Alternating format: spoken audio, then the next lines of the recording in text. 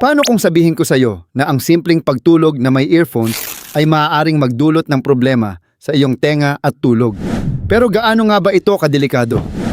Alamin natin, maraming tao ang gustong matulog habang nakikinig ng paboritong kanta, relaxing sounds, podcast o ASMR. Nakakatulong kasi itong makapag-relax at mas mabilis makatulog. Pero ligtas nga ba ang pagtulog na may earphones? Ang sagot ay depende sa paraan ng paggamit mo nito.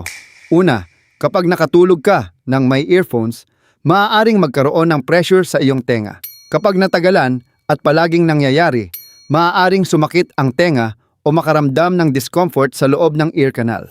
Pangalawa, kung masyadong malakas ang volume habang natutulog, maaaring maapektuhan ang iyong pandinig sa paglipas ng panahon.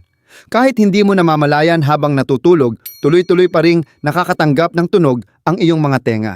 Pangatlo, maaaring matrap ang moisture o pawis sa loob ng tenga, lalo na kung matagal na nakasaksak ang earphones.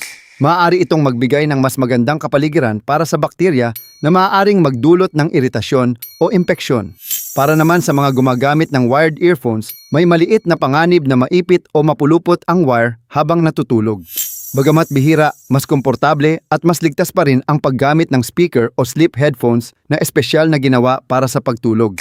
Pero hindi ibig sabihin na bawal na agad. Kung gusto mong makinig bago matulog, mas mabuting gumamit ng timer para kusa itong huminto pagkatapos ng ilang minuto. Panatilihin ding mababa ang volume at siguraduhing malinis ang iyong earphones. Sa madaling salita, hindi naman sobrang delikado ang matulog na may earphones paminsan-minsan. Ngunit kapag naging araw-araw ito at hindi maayos ang paggamit, maaari itong magdulot ng problema sa iyong pandinig, tenga at kalidad ng iyong tulog. Ang maliliit na nakasanayan natin araw-araw ay may epekto rin sa ating kalusugan. Kaya mahalagang maging maingat kahit sa mga simpleng bagay tulad ng pakikinig ng musika bago matulog.